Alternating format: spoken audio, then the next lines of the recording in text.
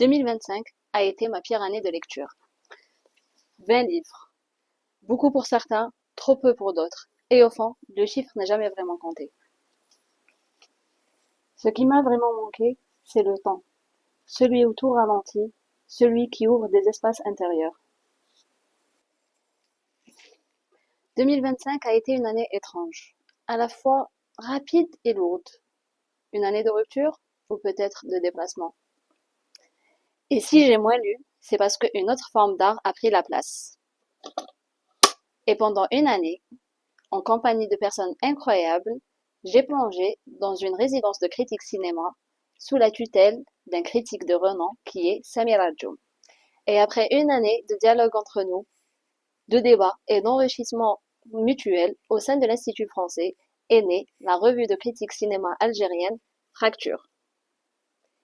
Et l'aventure continue avec l'Institut français puisque aujourd'hui nous avons un podcast qui porte le même nom où, à notre échelle, nous faisons de la critique de cinéma. J'en ai vaguement parlé de cette aventure sur ce compte-là. Pas par secret, mais simplement parce que j'en ai eu marre de cette plateforme, de ce réseau social qui est Instagram.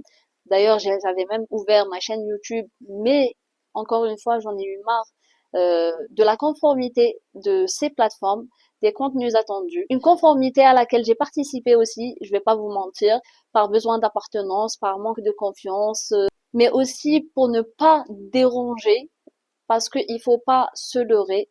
Nous faisons face à un contenu toujours beaucoup plus édulcoré, beaucoup plus lisse. 2025, c'est l'année où j'ai réellement rencontré le cinéma, mais je n'ai pas pour autant abandonné la littérature. Cette année m'a apporté une confiance en mes opinions et en mon regard. Donc, tout ça pour vous dire que je vais essayer de revenir autrement pour parler de littérature, de cinéma, peut-être d'autres choses, comme on parle du monde, sans simplifier, sans édulcorer, sans lisser, sans langue de bois. Parce qu'un regard est toujours engagé. Et j'aimerais aujourd'hui assumer mon regard tel qu'il est, sans le lisser pour ne pas déranger. Donc j'espère que vous allez me suivre pour cette aventure. La bise!